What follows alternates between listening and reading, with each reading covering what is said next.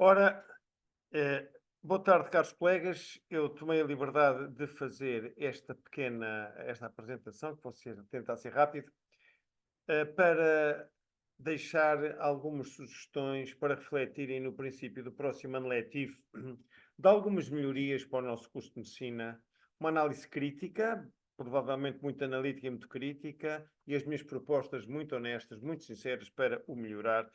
E já vou explicar porque é que pus esta minha figura aqui à esquerda, conforme depreenderão do que eu vou dizer. Eu vou tentar ser rápido e vou tentar abordar estes 5 tópicos que aqui estão. Os 3 grandes pilares que me merecem reflexão, que são os alunos, a faculdade e o método seguido, e depois, com base nisso,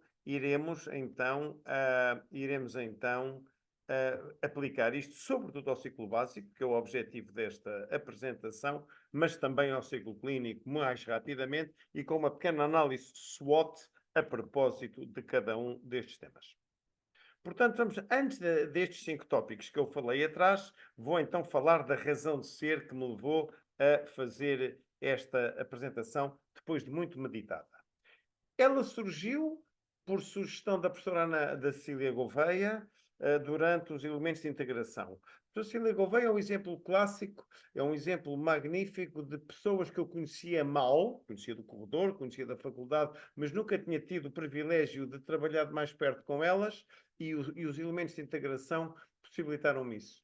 E ela, revelando uma modéstia científica extraordinária, um, disse-me, quando viu os elementos de integração, aqueles workshops, porque é que não diz o que é que pode. Eu estou com medo de estar a dar coisas demasiado profundas sem interesse clínico e outras que possam faltar, porque é que não me dá uma sugestão? Eu acho isto uma humildade impressionante, uma lição, e eu disse, mas eu conheço pouco, não sou um expert de aparelho digestivo, mas aquilo que lhe irei seguramente responder ao seu desafio não vou fazer só para si, mas vou fazer para todos os professores dos blocos, esta é a minha visão clínica dos blocos, e daí surge este vídeo. Portanto, ele dirige-se à cabeça ao diretor de curso, mas também aos diretores de ano e aos coordenadores do bloco. E como eu dizia aqui, fica escrita não só porque eu assumo as opiniões, como também porque vão ficar aqui bastantes sugestões concretas que podem servir até de lista de ideias. E o que eu obviamente viso é melhorar sobretudo os médicos que vão sair daqui, mais do que o curso. Eu sou médico, estou preocupado é com a saúde e com a medicina, como já lá irei dizer à frente, e portanto à cabeça melhorar os médicos que daqui sairão, melhorar a reputação deste curso e deixar um legado a uma casa que me recebeu tão bem e à qual me sinto grato, ainda que corra o risco de não concordarem com as minhas sugestões. Bom, quando eu ponho aqui a razão de ser, o que é que eu vejo de fora para dentro e o que é que eu vejo de dentro para fora, eu comecei a vir à Covilhã, minha vida é fora da Covilhã, em 2004. O meu grande objetivo, e como tinha sido convidado, era ensinar nutrição e atividade física neste curso, introduzir currículos numa faculdade que se pretendia nova no método e nos conteúdos, mas esses conteúdos só os consegui introduzir muito mais tarde. Obviamente, não sendo eu da Covilhã, não vibrando eu com a realidade da região e do interior, foram objetivos nacionais e não de melhoria regional que me trouxeram à Covilhã. Foi objetivos de melhorar os médicos a nível do país que sairiam de uma faculdade nova e melhorar assim diretamente a ciência médica e alguma reputação que eu arranjasse como professor a nível nacional. Portanto, foram objetivos nacionais que me trouxeram quer para a UBI, quer para o serviço para o hospital, onde criei o Serviço de Nutrição e Atividade Física. E lembro-me que na primeira reunião preparatória que tive com o então presidente, professor João Queiroz, ele disse-me, e já agora não só lhe peço que traga esses conteúdos, como que venha inculcar, foi assim que ele me disse, espírito médico nas cadeiras básicas. Nós temos uma enorme falta de clínicos a dar as básicas no curso de medicina. E eu vou centrar grande parte desta minha apresentação aí. Eu estava entusiasmadíssimo e até orgulhoso com o passo que tinha dado, e a pouco o meu orgulho e gozo no curso tem vindo a diminuir. Quer, como eu digo no título do slide, pelo que se vê de fora, qualquer pessoa pode ver, e isso são factos, objetivos, indesmentíveis, quer coisas que só os que estão dentro é que sabem. Factos. Todos sabemos que esta faculdade é a última a ser escolhida pelos estudantes de medicina, sem ser PALOPs, etc. Os das médias. E não será só por motivos geográficos. sabemos que tem que tem piores resultados nas provas nacionais, quer quando era do Harrison, quer agora na prova nacional de acesso e mesmo em simulacros da prova nacional de acesso que têm sido feitos internamente, os alunos têm tido notas que não lhes permitiria escolher boas especialidades. Além disso, tenho contactado com vários alunos que estiveram aqui, que pediram para ir para outras faculdades, que eu apanhei em Lisboa, não só na Nova, mas até porque alguns são filhos de amigos e colegas, e sei o que eles dizem e os termos de comparação que fazem. Isto não é lisonjeiro. E também pelo que vê quem lá está dentro. Eu noto, e não sou só eu, uma degradação progressiva, a começar pela massificação do número de alunos, mas esse não é só problema nosso, e um conjunto de situações que não é este aqui o meu objetivo historiar. Aliás, era este desencanto que me tinha levado a querer antecipar a reforma a partir de 1 de fevereiro deste ano 24, não fora o pedido em sentido contrário do professor Miguel. Portanto, eu penso que em qualquer análise crítica é necessária uma modéstia institucional. A instituição tem que aceitar, refletir sobre si própria, com modéstia institucional e, sobretudo, não correr um risco, que é confundir-se, e isto é um risco muito especial da Universidade da Covilhã, que não a passa pelas de Braga, nem Porto, nem Lisboa, nem Coimbra, que é confundir o conceito da universidade, neste caso da instituição em causa, com a de região. São conceitos demasiado imbricados. Eu me notei, quando venho cá acima e quando vou aí, noto que há uma mistura de análise, de sensibilidade e de visão, o que é a instituição e o que é a região, e com o argumento que a instituição está ao serviço do desenvolvimento da região, branqueiam-se coisas a nível da instituição. E eu que sou de fora, como digo, tenho claramente uma visão fora da caixa da instituição e eu acho que é por dois motivos e por isso eu corro o risco de não ser bem aceito nas minhas, ou compreendido nas minhas sugestões. Por um lado, sou muito mais velho, sou velho, fiz 69 em junho, sou muito mais velho que a maioria dos docentes e sou duplamente de fora. Sou mais velho que os docentes e que os alunos e sou duplamente de fora. Em termos geográficos, em primeiro lugar, toda a vida vivi na zona do Estoril Cascais, representada em cima, trabalhando em Lisboa, agora vivo na zona da Aroeira, representada em baixo, portanto sou de fora em termos de habitação, de profissão, sociais e familiares, de outras atividades a que me dedico, musicais e não só, em termos climáticos, que sou um horroroso do encalorado e de facto o interior a mim faz-me confusão, e pronto. Comecei a vir cá pelas razões já explicadas. Mas também sou de fora, porque acima de tudo a minha carreira major é médica, não é universitária. E é isso que me leva a ir dizer o que aqui vou dizer. Ou seja, eu direi que não sou tão da casa como os da casa. Ou seja, quando nós olhamos, por exemplo, um jornal que eu leio regularmente, que ser cientista significa ter que fazer cada vez mais trabalhos, que isto chega ao ponto de currículos que se martelam, graças a Deus não é o nosso caso, que há pessoas que pagam, e docentes, e pós-docs, e doutorandos, pagam para pagar, coisa que nunca na vida eu fiz. Eu nunca tive estas pressões, o meu currículo foi de médico, foi de fazer exames da especialidade, não foi o currículo de cientista. E penso que estas instituições estão um bocadinho deformadas na visão académica e não na visão clínica do que é a preparação de um estudante de medicina. Ora, eu sou muito mais um médico do que um universitário. E como tal, eu queria tirar daqui esta porcaria deste... Já tirei. Pronto. Portanto, a minha preocupação ao analisar um curso de medicina é de um clínico. Eu, na minha vida, estou muito mais preocupado com a qualidade da assistência médica e os seus custos do que propriamente com a vida universitária e com os papers e os papers e os poppers e as produções intelectuais. Adoro ensinar, mas gosto muito mais de ensinar do que de publicar e de investigar. E, portanto, aliás, é por isso que, apesar de adorar ensinar, eu fiz um doutoramento na minha vida muito tardio, aos 51 anos, porque foi eu sou daqueles que acham que há duas maneiras dos doutoramentos serem, ou os meninos novinhos, ainda com pouca experiência de profissão, só conhecem laboratório e aulas, mas é o início de uma carreira universitária, e há aqueles como eu que foi uma espécie de uma consagração de uma carreira clínica com respeito dos pais e dos doentes. Portanto, eu tenho uma visão muito mais de médico do que uma visão universitária dos cursos. Dir-me-ão, então, porque é que eu só agora faço esta proposta? Acredito que tinha sido útil mais cedo, não tenho dúvida, mas eu não queria correr o risco de estar a pedir para continuar a ser o tal diferente. O fora da caixa a pedir quase que licença para não seguir o método à risca, para ser um Estado dentro do Estado que tenho sido. E, portanto, como estou quase a sair, sairei o mais tardar quando me jubilar em 21 de junho do próximo ano, faço e entendo que devo deixar algum legado.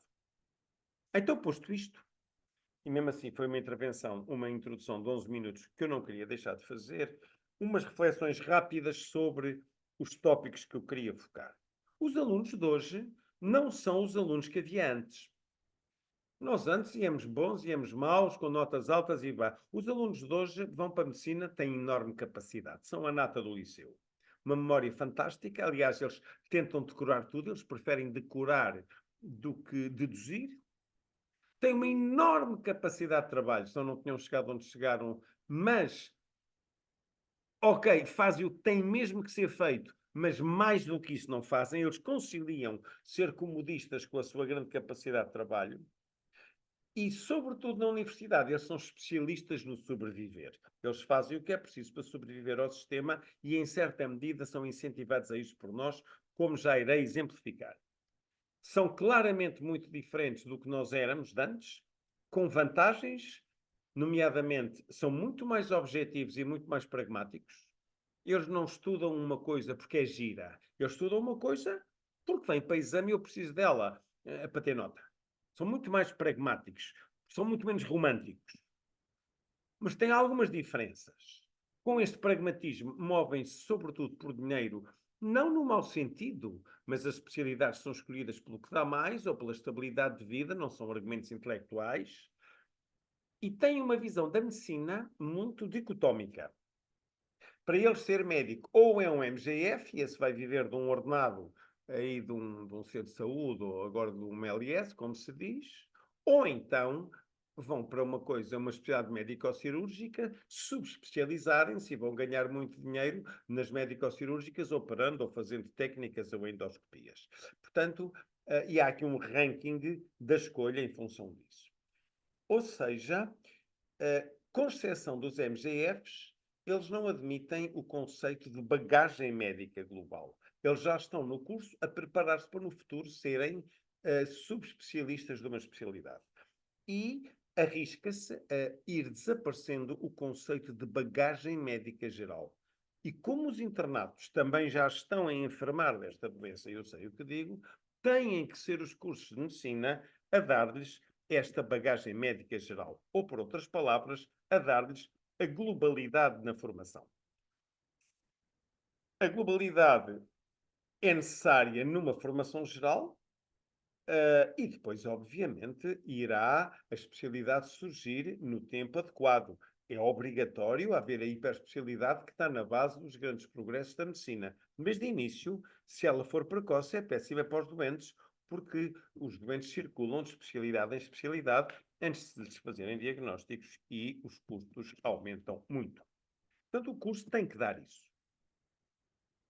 Por exemplo, eu quando fiz o vídeo da apresentação dos elementos de integração aos alunos, eu foquei-lhes que hoje em dia, quer os médicos, quer os alunos, cada vez dão menos valor à clínica, cada vez dá-se mais valor àquilo que eu chamo os brinquedos caros dos subespecialistas, as robóticas, as imagens. Para os doentes, isso é que é bom atendimento. Cada vez se percebe menos o que é ter um clínico assistente, que nem sempre é sinal de MGF. O clínico assistente não tem que ser forçosamente o que sabe de cor o Plano Nacional de Vacinação. MGF é uma coisa, ser o médico assistente de uma pessoa às vezes é outra. Ou seja, a medicina está a ser substituída por medicinas, o que é péssimo para os doentes, e é o curso de medicina, os cursos em geral, que lhes têm que dar esta visão global. Portanto, A medicina, no sentido lato do termo, da sua prática, é simultaneamente uma coisa que, por um lado, falha muito e, por outro lado, é brilhante nos seus objetivos. Os erros graves, onde a medicina falha, é sobretudo antes dos doentes entrarem no domínio da especialidade e da subespecialidade, e depois, quando são casos apresentáveis em congresso, eles são espetaculares. O problema não está depois de entrar na especialidade. Onde a medicina falha, onde temos as barracas dos telejornais, onde temos os erros de diagnóstico, é antes de entrar quem é que é o especialista responsável pelo doente, porque não há o tal clínico responsável pelo doente. E os alunos desta geração estão formados nisto. Ou seja, falemos agora dos nossos alunos que têm a ver com este sistema. No fim deste último ano letivo, trocaram-se um conjunto de mails, vários professores, e ouvi várias críticas aos alunos. Concordo com muitas delas, direi a maioria, até acrescento outras, como estão aqui embaixo. Algumas críticas até eram duras, embora tenhamos que fazer alguma reflexão. Por exemplo, quando se fala de fraudes. Eles são especialistas, vão fazer fraude, vão copiar. Eu sei que nós não tínhamos os telemóveis e os smartwatches que eles agora têm. Mas dentro das nossas especialidades, não me venham dizer que a gente também não copiava ou não fazia a marotice quando podia. Tem uma coisa muito pior que nós, e sim, não sabem gerir frustrações, acham que tudo lhes é devido. Portanto, a gente já os conhece, não vale a pena. Agora, a pergunta que eu faço e que eu acho muito importante. Isto são desabafos entre professores e são mails entre nós, professores? Ou já alguém confrontou os alunos com estas críticas a dizer-lhes na cara o que pensamos deles e o que é que eles podiam fazer de melhor? E temos outro problema. É que achamos isso dos alunos, mas ainda estamos de cócoras perante estas posturas deles. E dou-vos aqui vários exemplos. A escala de notas vai de 0 a 20, não vai de 17 a 20. Então, nas teses, é uma vergonha. Estamos de cócoras na quantidade de exames e de momentos de avaliação que lhes damos. Estamos de cócoras numa aceitação, por vezes, a crítica de estrangeiros e a perturbação que causa. Estamos de cócoras, por exemplo, na aceitação de trocas e baldrocas de todos os programas, os Almeida Garretes e os Erasmus e as mobilidades, e dizemos que sim a tudo. O professor não tem que ser criado de aluno. E, portanto, e não somos nós, na Faculdade de Medicina, a dizê-lo. O Pacheco Pereira escreveu, ainda não há um mês no Público, porque é que a geração mais preparada, na geração dita, que eu não concordo, mais preparada de sempre, a ignorância cresce porque eles só estão subespecializados e sentem-se o centro do mundo e que tudo lhes é devido. E antes de ganharem dinheiro já querem o telemóvel de marca e o ténis de marca e etc. Eu pergunto se as nossas gerações não terão tido alguma culpa neste status ao facilitarmos-lhes demais as coisas. Não estou a falar da educação dos pais e filhos e do que damos aos filhos, mas estou a falar das instituições de ensino e dizer amém aos alunos todos. Portanto, e como disse, eu quero fazer uma análise SWOT rápida às coisas que digo. Os alunos têm o S de strength, as forças, o weakness de fraqueza, o O de oportunidades, opportunities, e o T de ameaças, threats em inglês. Forças, eles vêm com muita fome de aprender medicina, com entusiasmo. Então vamos aproveitar isto. É a oportunidade de ir logo desde o primeiro ano ao encontro de saciar o espírito clínico, dando-lhes logo visão da aplicabilidade clínica dos temas. E podemos exigir-lhes, porque outra força deles é terem grande capacidade de estudo e de aprendizagem. Ok, têm as fraquezas próprias deles, geracionais, que falámos antes, e portanto as ameaças é a ameaça que nós temos, na minha opinião, é não alimentar esta oportunidade. Isto é, eles vêm com o espírito de querer aprender coisas clínicas, claro que têm que aprender básicas primeiro, portanto acho uma dor de alma, que é uma ameaça, um risco que corremos, sobretudo se tivermos pouca visão clínica, não alimentar este seu sentimento principal de apetência de aprender medicina e apenas substituí-lo pelo terem de sobreviver a muitos exames. E a outra ameaça, e eles estão formatados para isso, é deixá-los apenas decorar, em vez de os obrigar desde a primeira hora a integrar e a relacionar, porque penso que o método, o tal que vai já ser foco de um dos meus temas dos meus próximos tópicos, a isso convidaria. Uma palavrinha rápida sobre algumas particularidades da nossa faculdade e do nosso curso. A todos nós conhecemos esta fotografia, mas reparem, isto não é uma faculdade de medicina, nem sequer de nome. Isto é uma faculdade de Ciências da Saúde. E pelo ângulo em que ela está tirada, reparem que a medicina que ali se vê em baixo, que é o hospital, devido à perspectiva, está muito mais pequena que a Faculdade de Ciências da Saúde. Isto sei que provavelmente vou correr o risco de ser impopular, mas paciência, porque quem quer ser sempre popular não diz o que pensa. Posso correr o risco, espero não o ser, e não tem nada a ver com questões pessoais, até porque eu nutro uma excelente relação com a maioria dos professores, nomeadamente os coordenadores das cadeiras básicas. Mas nós estamos a arriscar a dar melhor espírito científico de ciências da saúde do que médico aos nossos alunos. Ora, o problema é que a maioria dos alunos estão aqui para ser médicos e não cientistas ou investigadores. E passando para as cadeiras básicas de que falarei a seguir, as cadeiras básicas não são o fim em si mesmo. São para preparar a prática clínica. Ora, na nossa faculdade, que é uma faculdade de Ciências da Saúde, em que o curso de Medicina está diluído 1 de 5, há um grande predomínio dos básicos em relação aos clínicos, repito, sem desconsideração nenhuma. Isto pode ter sido preciso ser Faculdade de Ciência da Saúde para ter efeito de massa e poder ser uma faculdade. O espírito médico está muito diluído nesta faculdade. Por exemplo, e eu dou aqui 2 exemplos, eu lembro-me quando eram as reuniões para a admissibilidade de provas de agregação, de associado, não pode ser só os tais critérios da publicação ou outros parecidos que os básicos diziam, porque um médico não tem o tempo para escrever artigos, nem para publicar, que tem os homens académicos puros de laboratório, e muito mau médico seria se tivesse esse tempo todo, porque não tinha prática clínica nem experiência clínica. Portanto, o espírito médico e do que é medicina está muito diluído nesta nossa instituição. E é preciso ter isso presente. Nem todos os professores têm que ser research professors, baseados na sua investigação, na sua publicação, para ensinar medicina. Muitos podem ser estupendos clínicos e estupendos comunicadores e professores, e são muito mais teaching professors, porque sabem e porque têm experiência, e não tanto research professors, e é preciso perceber que tem que haver lugar para estas duas realidades. Portanto, quando eu falo da faculdade, numa análise SWOT, está fora de questão a grande capacidade científica da instituição, atendendo às pessoas que lá estão.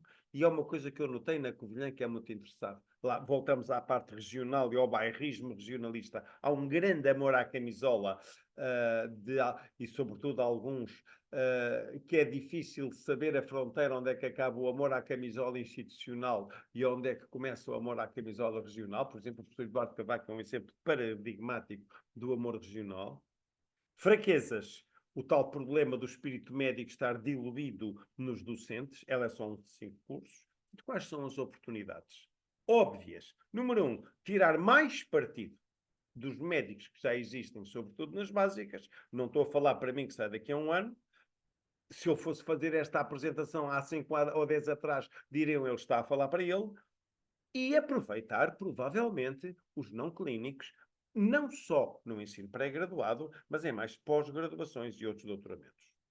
A grande ameaça é não encontrar nem a conseguir atrair médicos disponíveis para participar. Relembro o que disse ao princípio, já em 2004, o professor João Queiroz me dizia: não venha só ensinar os seus conteúdos, venha também para as básicas, porque temos uma grande carência de médicos. E eu vou mais longe e digo que nem que até por internet podemos convidar médicos a participar não só em aulas, como na elaboração de programas, de escolhas de bibliografia, etc. Uma palavrinha rápida sobre o método que eu acho que deve ser repensado. Mais uma vez vou correr o risco de ser impopular. Quando eu falei com o professor Miguel Castelo Branco em fevereiro deste ano, a dizer que me ia reformar e eu pediu para ficar, eu brincando que eu sou muito informal, tenho pouca paciência para ser cinzentão e para as formalidades, eu brincando dizia que este método, eu chamo-lhe os 4 M's, o maldito método modernaço de Maastricht. E eu digo isto porque o método, todos conhecem, portanto não vou perder tempo a dizer o que ele é, tem mais prós ou contras. Ele é muito bom, se for bem aplicado. A questão não é se o método é bom ou mau, pois há universidades belíssimas que o chão. A questão é como é que ele aplica e que condições temos para o aplicar. Porque se for mal aplicado, eu insisto que mais vale o método tradicional que formou grandíssimos profissionais de medicina. E o que eu vejo é que nem sempre, eu diria mesmo, geralmente, o método não é bem aplicado e pior do que isso, há uma enorme heterogeneidade da sua aplicação entre turmas e para essa heterogeneidade eu também sou um responsável porque também dou à minha moda. E eu ainda vou mais longe e digo, e mesmo que o método seja bom e bem aplicado, na minha modesta opinião, já sei que sou velho, já disse isso há bocado, não significa que não tenha que ser complementado por aulas expositivas tradicionais. E se houver pouca capacidade de, palavra que eu detesto, mas que é que ainda tem os tutores, para o aplicar nas todas as turmas / tutorias, é tudo com T, então que ele seja aplicado por uma pessoa que o saiba em aulas para o curso todo, porque ninguém morre nem se perde nenhum pedaço por haver aulas expositivas, tutoriais, a maior quantidade. E não podemos pegar nem na Católica, que é privada, nem em Braga, como exemplo do método e dizer se elas lá corre bem, aqui também corre bem. Porque eles têm muito mais recursos humanos. Braga está a 40 km do Porto e toda uma segunda linha de professores, nomeadamente clínicos, já não estou a falar só dos laboratórios da Universidade do Minho, que não tinham cátedras e vagas no Porto disponíveis, vivem no Porto, têm consultório no Porto, metem-se no carro de manhã ou à tarde e vão a Braga ao fim de meia hora e têm carreira universitária lá e clínica no Porto. Não é os 300 ou 400 quilómetros que separa o interior do país e a Católica é outro mundo diferente, além do rácio de alunos. Portanto, o Maastricht de Braga e da Católica não nos podem servir de exemplo. E depois, o que também já me apercebi quando falo com alunos, é que a maioria dos alunos que integram as comissões da universidade não dizem estas coisas aos professores porque têm medo de represálias nas notas e geralmente quem integra as comissões são os chamados alunos politicamente corretos, e já me tem sido dito por vários, que vão dizer amém, amém àquilo que é conveniente ser dito. E ainda, falando do método, e porque eu me assumo acima de tudo um professor e gosto de ensinar, há uma coisa que me desgostou muito aqui, é que há 3 palavras malditas neste método.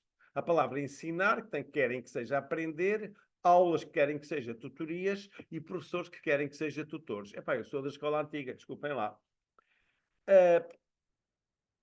E desde que para cá vim, em 2004, lutei 20 anos para ser professor. Já disse porque é que não me quis manifestar antes, para não se dizer que eu estava a fazer esta apresentação em proveito próprio. E agora acho que já o posso fazer, porque já se percebeu que estou de saída. Há uma coisa que eu acho e que constatei. Não tenho dúvidas. Os nossos alunos têm fome de professores e fome de aulas e precisam. Professores não só que saibam, mas que lhes deem o exemplo da sua trajetória clínica. E por isso, com exceção do professor Miguel Castelo Branco, que é a grande figura da nossa faculdade, e se não fosse ele, eu penso que se calhar o curso de medicina aqui não existiria ele, portanto o que eu vou dizer não se aplica ao professor Miguel, por definição, que é, para mim, um monumento dentro desta casa, pondo a ele de parte. Eles saem do curso não marcados por professor nenhum, porque não há professores que assumam como tal. E isto faz muita falta. E então no ciclo clínico ainda vai fazer mais falta.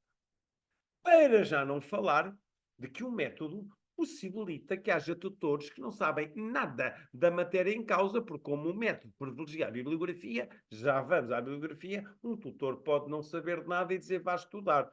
E todos sabemos que há tutores, e toda a gente sabe quais são, que integram o anedotário coletivo dos nossos alunos.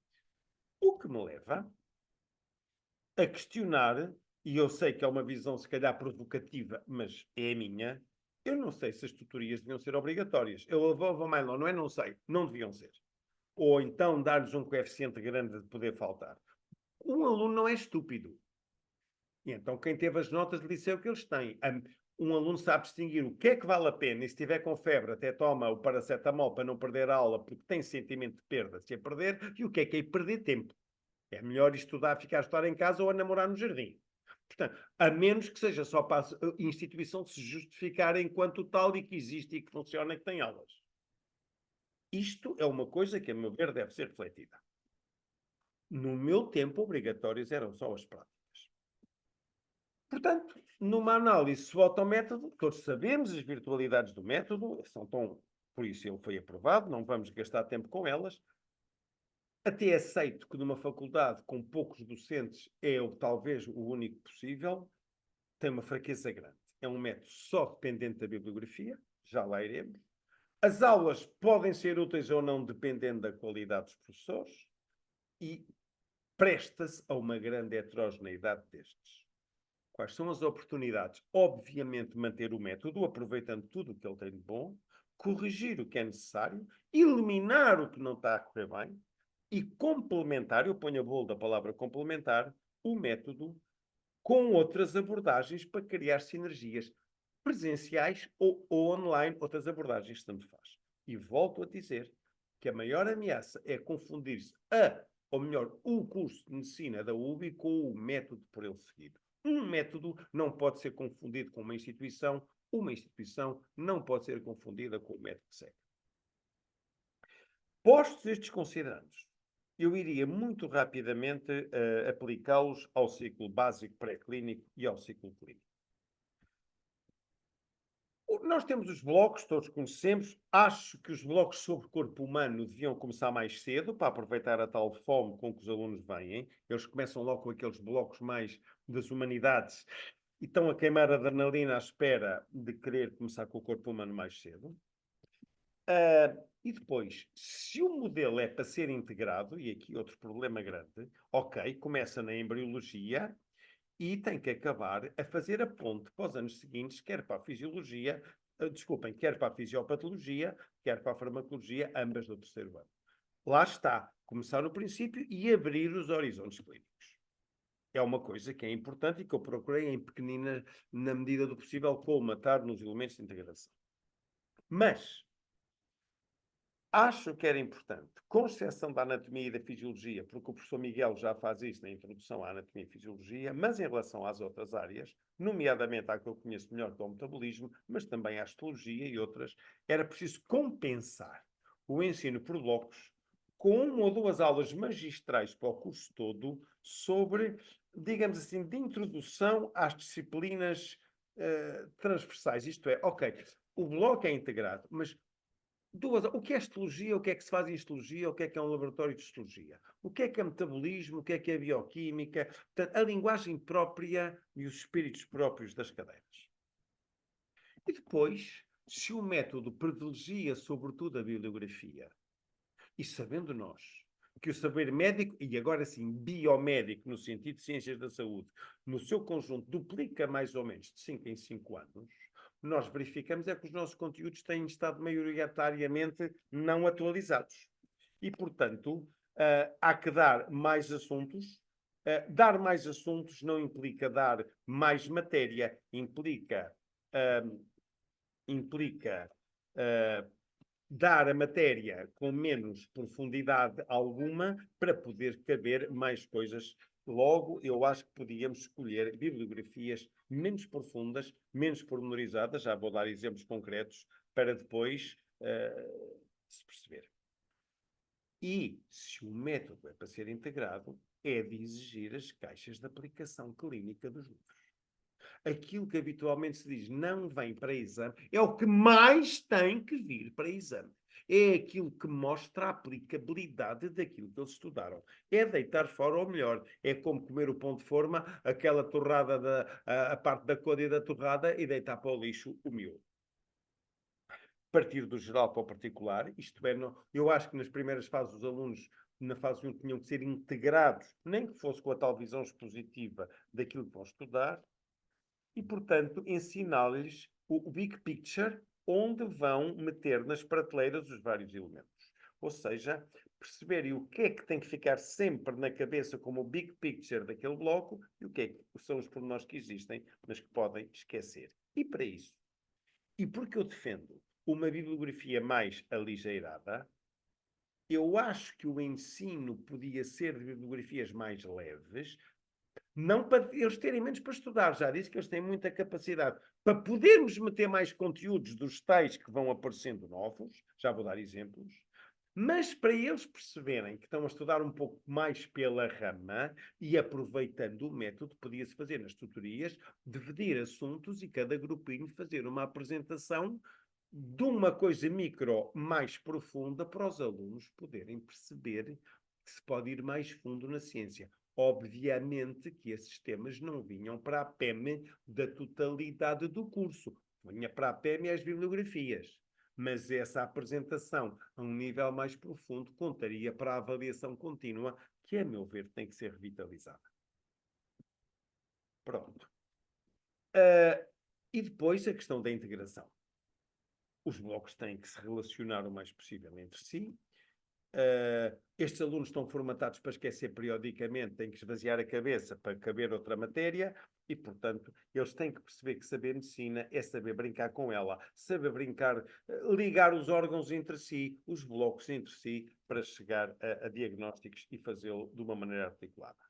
A tal bagagem médica que eu falava no início desta apresentação, de que o internista, para mim, é o paradigma que representa isto.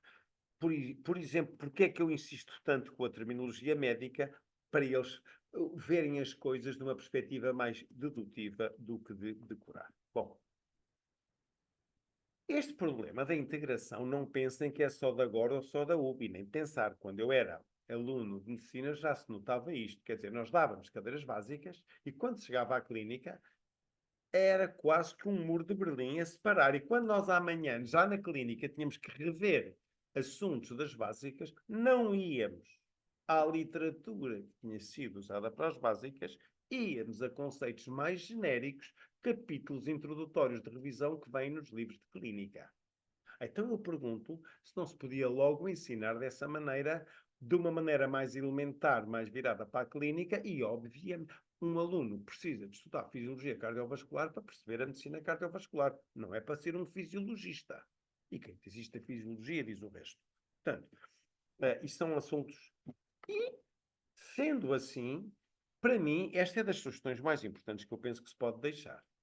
Mas, se o ensino é por blocos, então, mais ou menos 2 em 2 anos, teria que haver uma reunião entre o responsável da básica com o responsável das clínicas respectivas para definir conteúdos. Epá, dás isto no quarto ou no quinto, ou dou eu no segundo ano, ou no primeiro, conforme.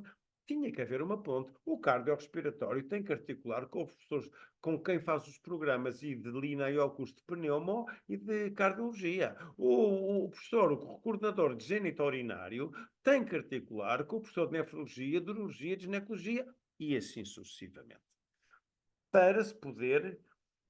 E penso, também, eu faço isto no endócrino metabólico, no cardio eu não faço, eu sou responsável por grande parte da heterogeneidade das tutorias, não discuto. Começar todos os blocos, faço isto à minha turma e com pena de não o fazer para o ano inteiro, com uma aula sobre o que é que este bloco, o P1, o P2, o P3, o P4, representa na clínica. Então, na endocrinologia dá muito bem, porque o P1 é assim, uma abordagem geral às glândulas todas.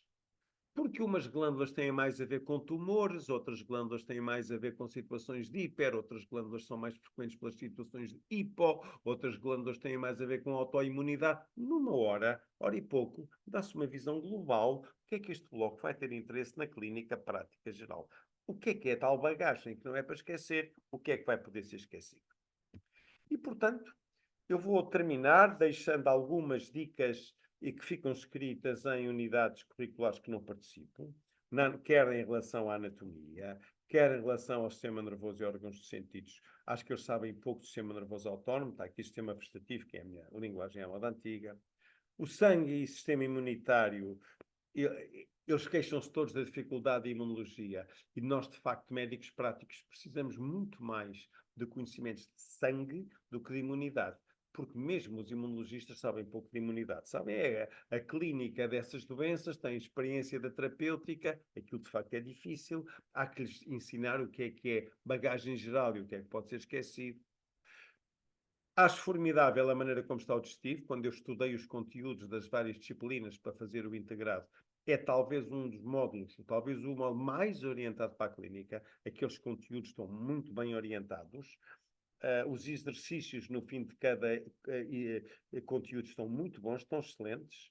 Eu acho que eles até deviam contar para a nota do aluno e, portanto, acho que pode haver aqui uma pontezinha a fazer com o sistema endócrino-metabólico por causa das hormonas gastrointestinais. Ou, por exemplo, no nefrourinário, eu penso que o sistema renina-angiotensina, cada vez mais importante no tratamento da insuficiência cardíaca, ganhava em ser estudado com mais pormenor no cardiorrespiratório e não ali. E depois, aquilo que eu disse, as disciplinas das humanidades, os alunos vêm com fome de disciplinas corporais, se calhar temos que pensar até que ponto o tempo que ocupam e a quantidade de bibliografia que eu, em alguns casos, vejo, se será proporcional à sua importância comparado com o que é pedido noutras cadeiras. Uma palavrinha sobre as bases físicas. Eu vejo que eles vêm do secundário com poucas bases, alguns deles, não são colmatadas no nosso curso. Eu fiz um curso, eu lembro quando estava na Universidade de Música, havia alunos que vinham com carências, eu era um deles, de formação de conservatório, que antes era. E a universidade não lhe cai os parentes na lama por fazer um update e um refreshment para quem quer, digamos assim, o conservatório intensivo. Nós não perdemos nada em fazer um refreshment sobre alguns cursos intensivos de alguns dados de física que deviam vir do liceu e não vêm. Porque eles não sabem propriedades dos gases, eles vão estar no sistema respiratório, não sabem pressões parciais de um gás, não sabem, por exemplo, quando estudam circulatório, o que é capilaridade, o que é tensão superficial, não sabem o que é uma osmose, é a proposta da fisiologia que aprendem, portanto, e então a base química ainda está pior. Aqui eu queria falar alguma coisa, porque é uma coisa que me está perto.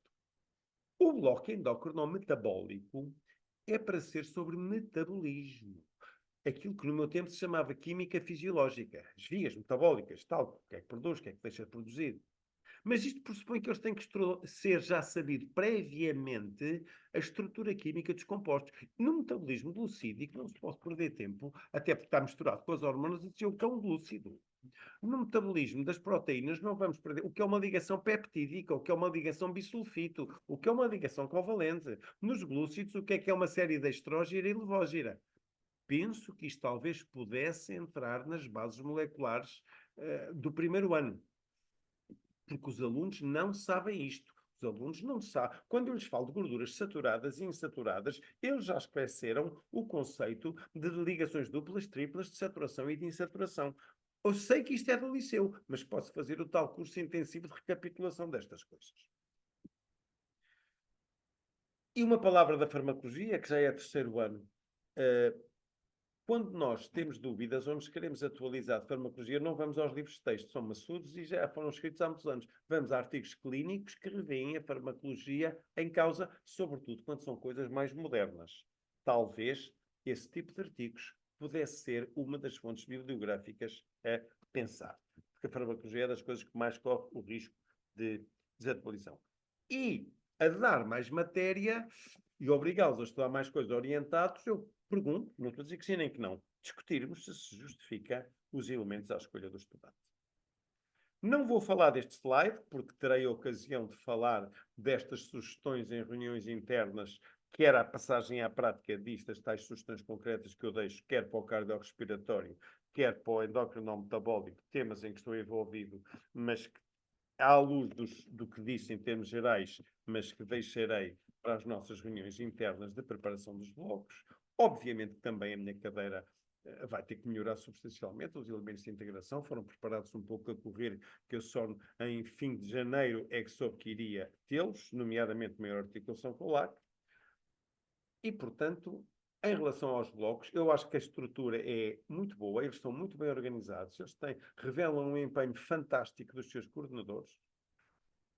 Portanto, o que eu acho de fraquezas é que eles podiam ser mais orientados para futuros médicos práticos, tentar diminuir a heterogeneidade entre turmas, mas eu criei-a, pelo menos nas minhas, porque sou mais adepto da minha maneira de dar as aulas.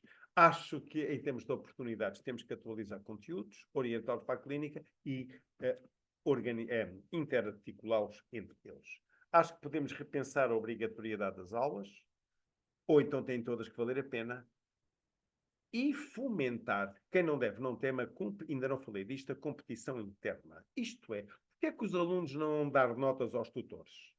E depois vamos ver quais são as aulas que têm que ser obrigatórias e as que não têm que ser. Eu deixo esta no ar. Também já não estou a dizer que é para mim, porque eu vou embora.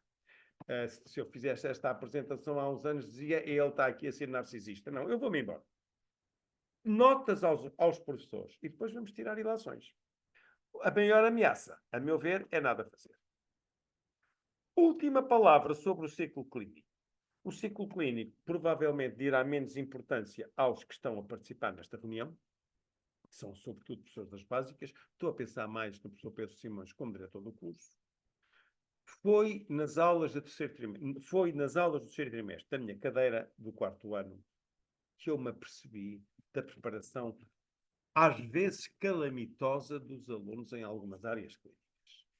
No quarto ano, eles discutem os casos clínicos para lhes aplicar abordagens de nutrição e de atividade física, mas acima de tudo, e como eu sou médico e gosto de ensinar medicina, discuto a clínica dos casos com eles.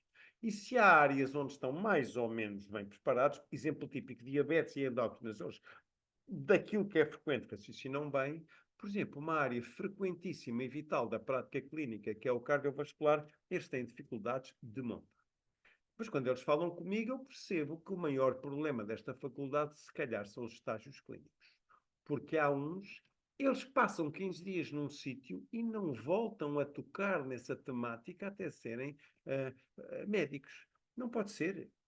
Eles podem ter os estágios como aulas práticas para perceber a vivência do que é que se faz nessa especialidade. Mas a formação tem que ser ao longo do curso. Senão isto é como um tipo poder estar uma semana inteira em jejum e depois vai a um casamento, come alardemente 10.000 calorias no casamento, dá para a semana toda. Não dá, porque por um lado tem ali uma ingestão e uns vómitos e tem fome no resto da semana. É o que está a acontecer. Os professores são ainda mais heterogéneos. Há uns que nem lhes ligam, há outros que são fantásticos. Por exemplo, toda a gente me fala maravilhas do Dr. Luís Francisco da Guarda, apoia aos alunos, é sabedor, eles competem para ficar nas turmas deles. Depois há outros, que não vou dizer os nomes, que procuram fugir.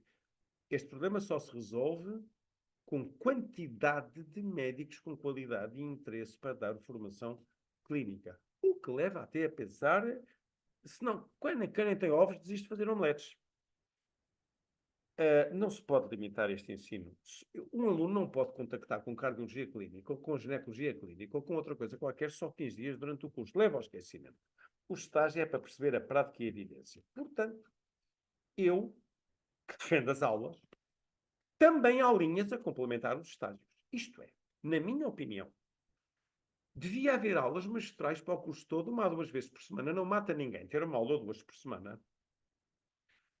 Vamos fazer a conta só que seja uma aula por semana. São 30 a 40 semanas letivas por ano e eles têm 30 a 40 aulas. Se os temas forem abrangentes, transversais, polidisciplinares e bem escolhidos, está aqui muita matéria que obviamente tem que vir para exame, PEMs obrigatórias saídas das aulas, que têm que ficar gravadas além das bibliografias que são dadas e que vão sendo atualizadas, um pouco como eu faço na minha cadeira. E aulas integrando os grandes temas da clínica, que eu vou dar alguns exemplos no próximo slide. Se é presencial, se é online, depende da disponibilidade de docentes. Agora, os docentes têm que ser grandes médicos, respeitados por serem um craque nessa área. E, ao mesmo tempo, grandes professores. Não pode ser um tipo que não saiba comunicar. Só assim vale a pena sair do método convencional, senão não vale a pena. Ou seja, se não os houver na UBI, são convidados de fora, que não é nenhum crime. Voltamos à modéstia institucional. Nem têm que ser doutorados. Não tem que ser doutorado o melhor professor de cirurgia. Um grande cirurgião que seja um grande comunicador, se calhar ou quase certeza, não é se calhar, é melhor professor a dar aulas do que muitos doutorados que só sabem escrever papers e que são uma miséria a dar aulas. Há de tudo. Portanto, atenção, não obrigar ao academismo excessivo. Tem que ser pessoas respeitadas pela sua experiência e competência nos temas e com capacidade de comunicação. Temos aqui exemplos no quarto ano. Ficam, não vou gastar tempo, ficam como sugestões. Temos aqui exemplos para o quinto ano, continuariam por aí fora no sexto ano, obviamente, resultariam estes temas da direção de curso a reunir com as pessoas responsáveis. E assim, eles tinham os estágios de 15 dias, mas nunca desligavam das matérias ao longo do quarto, quinto e sexto ano, ou pelo menos quarto e quinto ano, já não digo o sexto, dependia. Uma última palavra para a minha cadeira, já agora, já que estou a falar do ciclo clínico, eu estou preocupado com a sua continuação. Acho que ela tem mau prognóstico. Eu tenho um perfil muito pouco frequente. Quando digo raro, não é por ser muito bom, não é por ser pouco frequente. Eu não acredito que esta cadeira continue sem recorrermos a pessoas de fora. No que diz respeito à atividade física, eu orientei esta cadeira como clínico que sou e internista no sentido do exercício e saúde e não da medicina desportiva. O que é exercício a mais, o que é exercício a menos, o que é que faz bem, o que é que faz mal, a doença coronária, a asma, a doença renal. Há poucos médicos assim. O próprio Dr. Paulo Pinheiro, que tem a vantagem de estar ligado à região e foi aluno cá, tem uma visão mais da medicina desportiva. Eu tenho um nome em vista, que foi um ex-aluno nosso, é licenciado em Educação Física, é médico, é especialista em saúde pública, tem esta visão e ensina da medicina do exercício que eu irei propor às entidades competentes. Estou-me a referir ao professor Dr. Romeu Mendes. Assim como para a nutrição, não estou a ver pessoas com perfil aqui na zona de nutricionistas ou de médicos que o queiram fazer, também já tenho uma solução de pessoas que estão interessadas, embora ligadas a outras faculdades em Lisboa, a colaborar com a nutrição, porque é uma maneira de dar currículo aos seus professores auxiliares, estou a falar de uma pessoa catedrática, mas que veria com bons olhos, também para se poder falar com a direção do curso. Portanto, termino esta alocução. Aqui não faço análise SWOT. Estou longe demais do ciclo clínico da nossa faculdade para ter a ousadia de fazer uma análise SWOT de prós e contras. O que sei é por relatos, mas naturalmente ficaram as sugestões. Acho é que, acima de tudo, passa em grande parte por termos mais médicos interessados e com qualidade em dar ensino clínico. Pronto, era isto que eu não queria, em consciência, deixar de fazer. Deixo isto como legado de reflexão e daquilo que puderem contar de mim, daquilo que depender de mim durante o próximo ano, seguramente que podem contar. Pronto, muito obrigado. Peço desculpa pelo tempo que vos ocupei e estou ao dispor. Obrigado.